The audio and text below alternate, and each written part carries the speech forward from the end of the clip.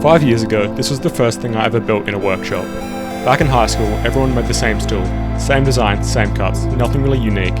It wasn't exactly mine, but it was the start of everything. I kept it, so today I wanted to rebuild it, but this time with my own design, and whatever tools I can find in my shed.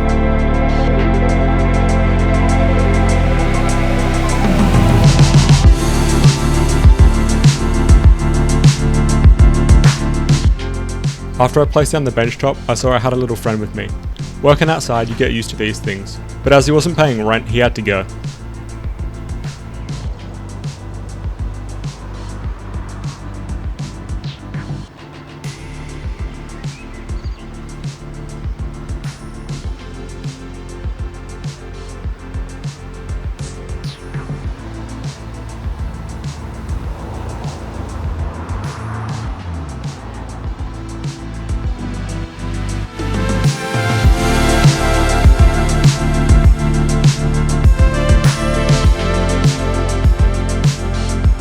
With the unexpected guest gone, I got out some tools.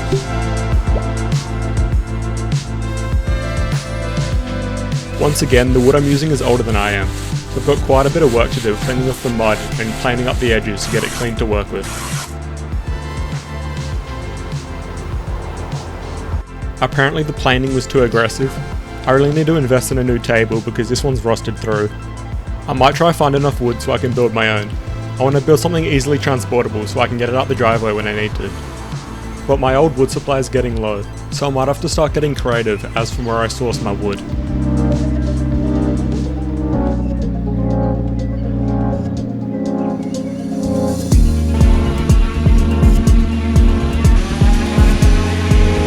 Sanding is one of those tedious steps. It just takes forever. I don't have a belt sander, which would have made a lot shorter work of this, but I was done with planing and just wanted to get it over with.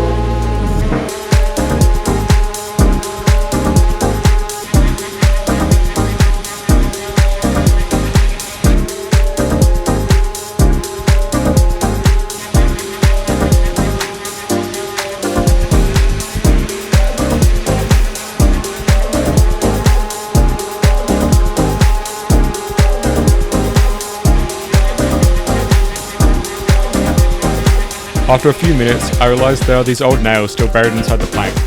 It's weird to think that someone put these nails inside this plank before I was even born, but they'll destroy every blade I own if I leave them in, so I grab a DIY nail punch and start tapping them out one by one.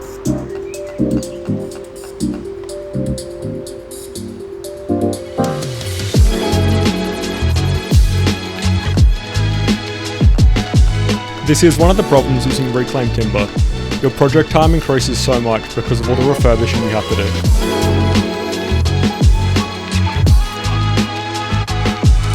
Finally, I can start measuring. I'm cutting this piece in half and stacking the timber so I can have a thicker seat for the stool.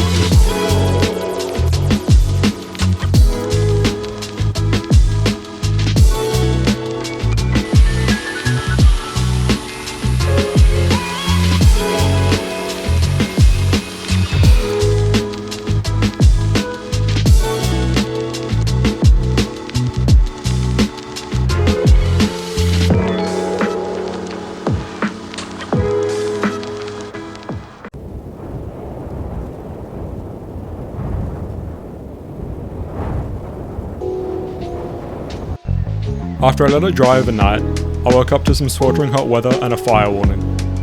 But other than that fun news, the piece looked alright, so I moved on to cutting it in half, to get it closer to the actual size it needs to be.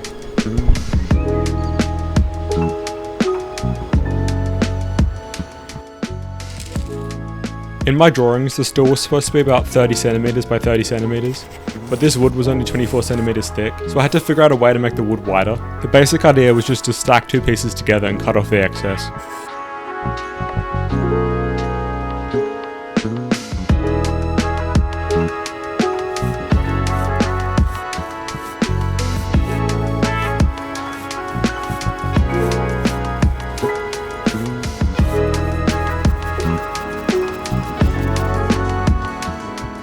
After I cut it, I realised I must have measured it out wrong, because this piece had a good end and a bad end, and somehow I got left with the bad end, which is going to be a problem later.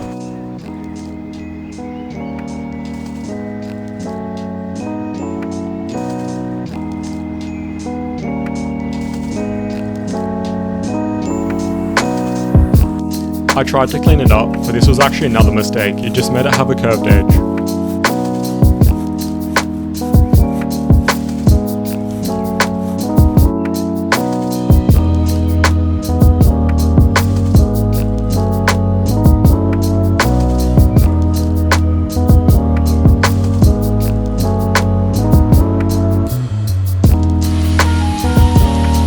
I'd always had a problem with this jig I made, because I think this saw is left-handed, so every time I clamp this jig down, the clamps get in the way, so I decided to just cut through the jig.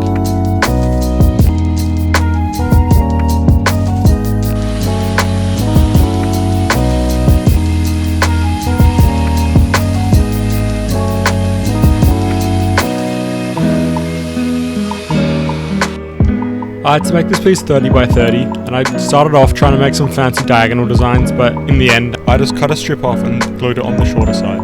What I realised while making this piece was having the nice accurate tools in the high school workshop really made it easy to be precise. So this piece is a bit janky, but it still feels more like mine. But anyway, it's nice to know I can build anything I want.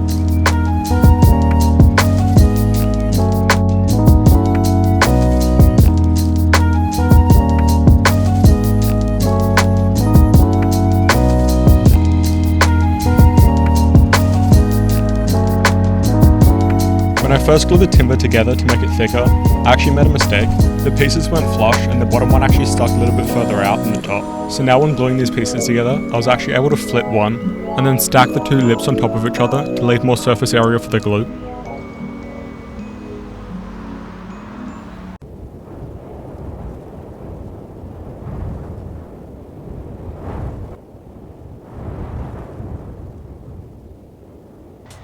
After I left everything to dry overnight, I unclamped the pieces and started on making the legs. I originally planned on using a different piece of timber, but as I had already made so many changes to the original design, I decided to use some of the offcuts, and in the end this actually turned out to be a great idea because now the timber is all the same and looks better when oiled.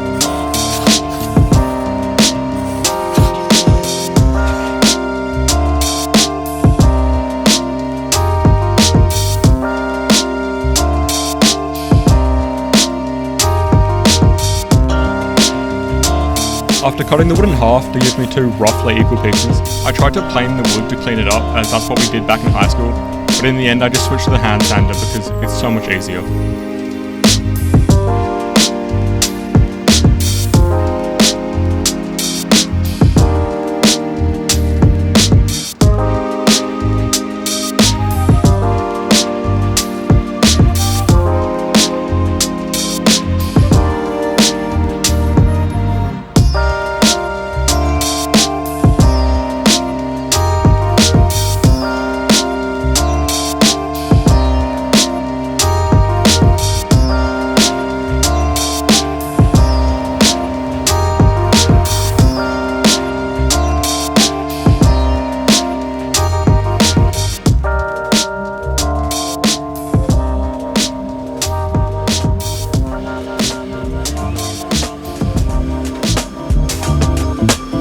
After I had everything sanded slightly, I placed everything out to see the rough design.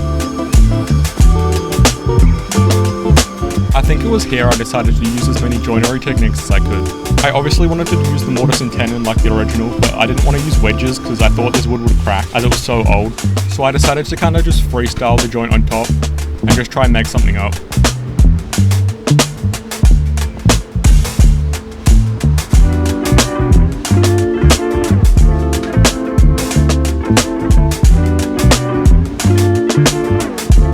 It was here I started to realise you're supposed to use a sacrificial block to stop tear out, but I didn't want to waste any of the wood I had because I'm running out.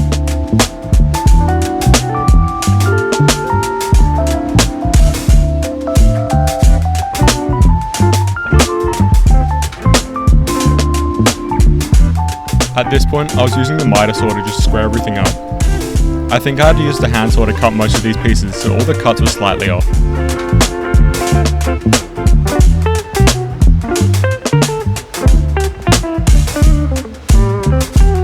I came up with this little jig while I was trimming down the boards for the legs. It just kept everything straight and let me keep my hands away from the blade. I went slow when I was cutting here because I was pretty terrified that the wood was going to flick out or something was going to crack and explode.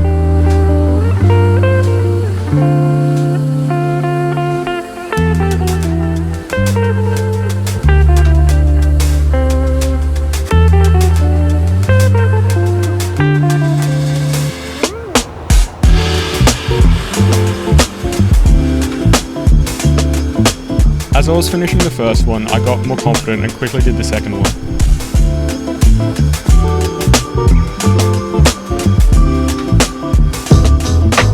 As you can see from my sketches, I had some pretty wacky ideas for how to make the seat. The seat was originally going to be made from several floorboards playing together, but after I saw the Oregon, my mind was set.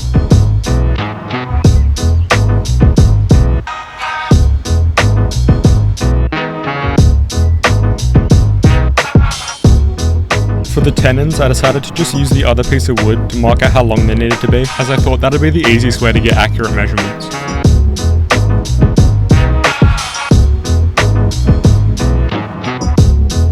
I marked out the width of the tenon on both pieces to more easily make the mortise, but I found out that didn't work very well.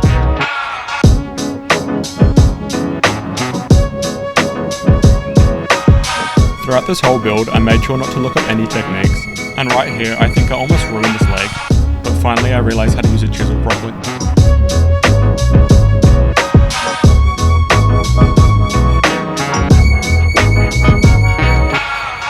I got excited when this worked pretty well because it meant this shouldn't be too difficult.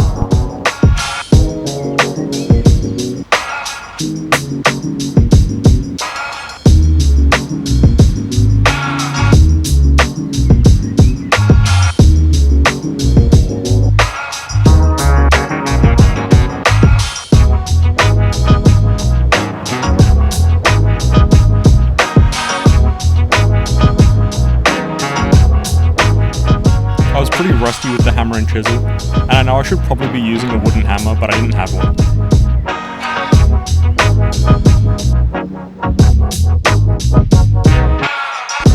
I messed up quite bad here when drilling the hole through. I used a bit that was too big and it cracked it open.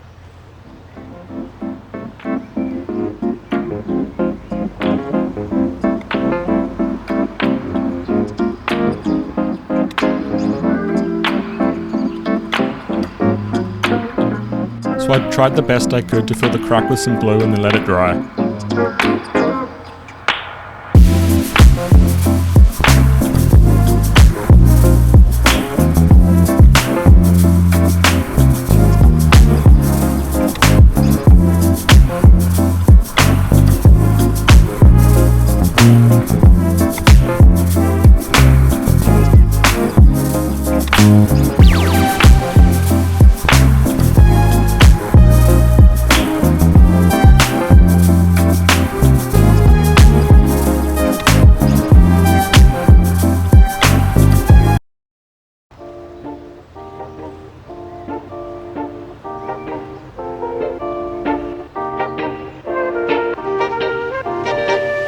After letting it dry overnight, I sanded off the excess glue and then started marking out the second mortise and tenon.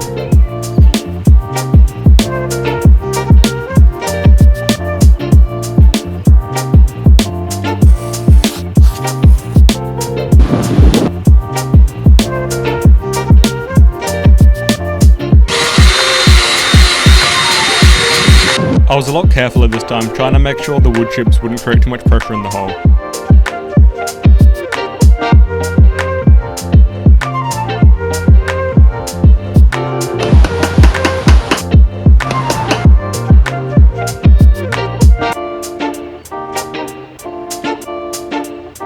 Making these mortise and tenons was definitely one of the biggest struggles. Making it fit was really difficult, and by the end I didn't care what the tenon looked like, I just wanted it to fit and not be too loose.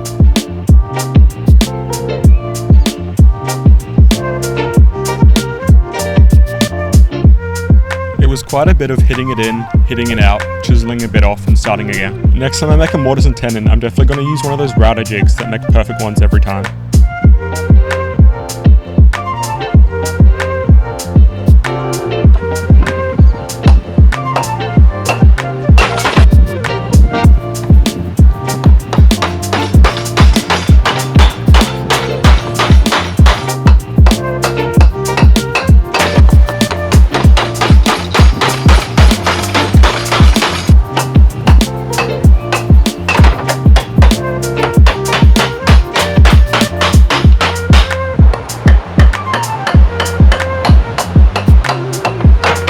I finally decided that this was good enough and went over to finish the other side.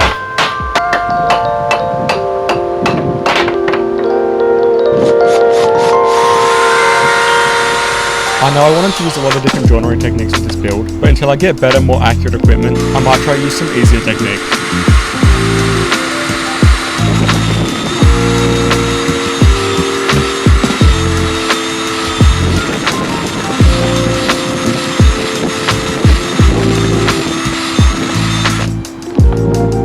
Now I'm sketching out the joint that connects the leg to the seat.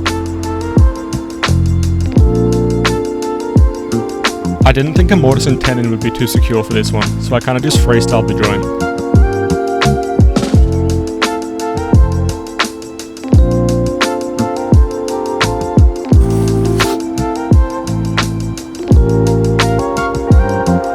I was picturing something like a hook that would slide into the seat, so when you picked it up, the legs wouldn't fall out.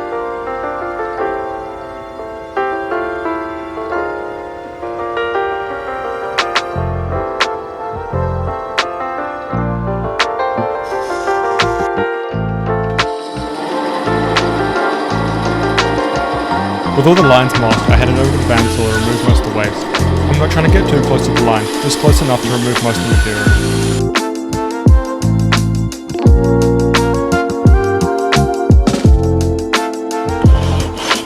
This last little bit I couldn't quite reach with the bandsaw, so I just got out some hand tools and knocked it out.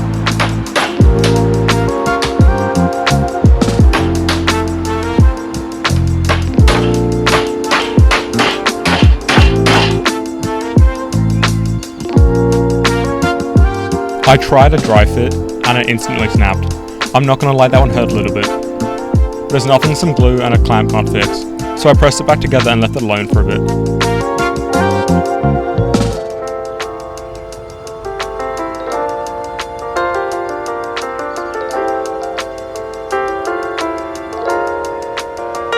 Once it's set, I unclamped it and sanded off the excess glue. I gave the rest of the pieces a quick sand as well. Now I can finally use the router. I started with a couple test passes, then fully committed to a bevel.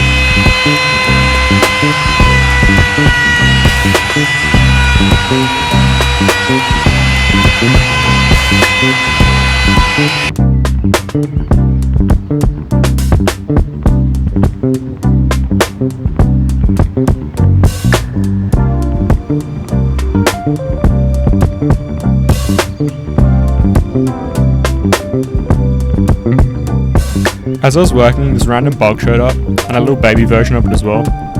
I'm not too sure what it actually is, but I let them do their thing.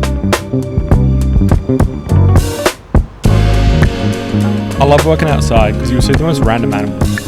Like one time a blue-tongued lizard just walked past, not a care in the world, and just moved on with its day.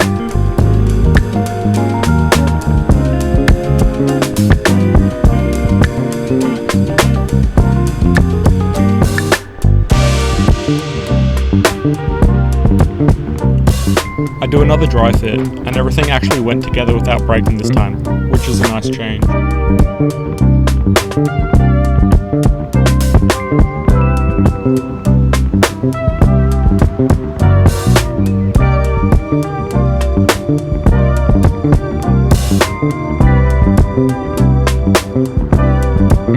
So I start gluing everything together. Legs together first, and then I attach them both to the seat.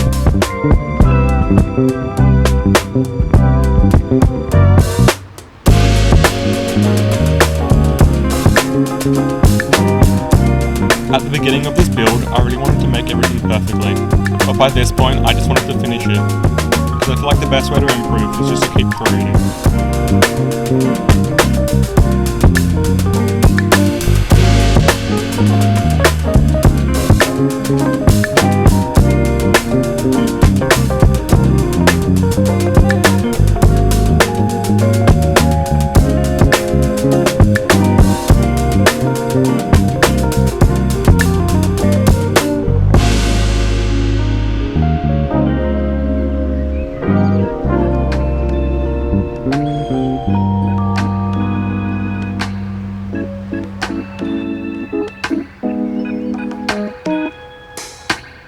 With all the pieces glued together, I let it dry for a while, and then I started sketching how far I wanted the curves to reach up the legs. By this point, I'd strayed pretty far from my original design, so I kept the original design in my head as creative inspiration, and kinda just had fun with the router.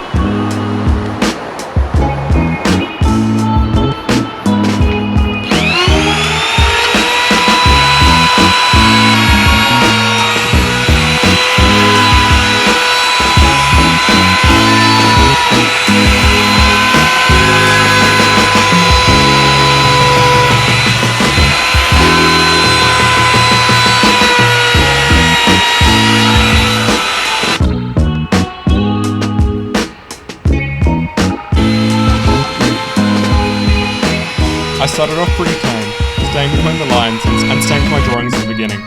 But by the end, I let the router take over and just keep going because it kept looking better and better.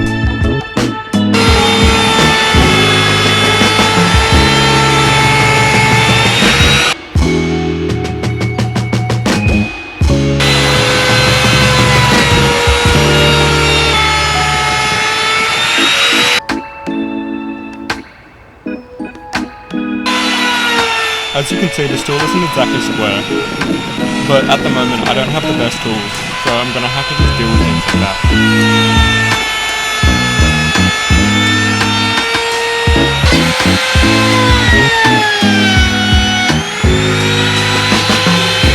By this point I was routering as much as possible, just to try and improve it bit by bit. I'm a perfectionist, but sometimes you just gotta let things go, as the time you put into something just isn't worth it. This project was taking way longer than I thought, and every little part I tried to make better just took too much time.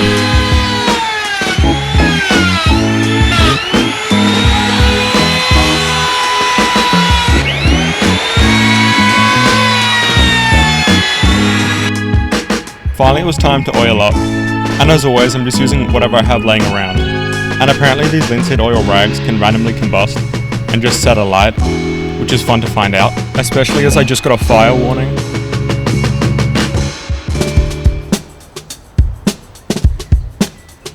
With the piece finally done, I took some thumbnail shots and some B-roll, and I reflected on some things I wish I did in the past. I never chose woodworking for my final years at school, but I wish I did. I went through the final years of my schooling doing all sciences, because I thought that's what I wanted to do. But now that I've left school, I realise that being creative takes such a massive weight off my shoulders. In the end, I wish school taught us not only to work hard, but to also stay creative and stay happy in an ever-changing world. And although you might fail, you can always get back up again.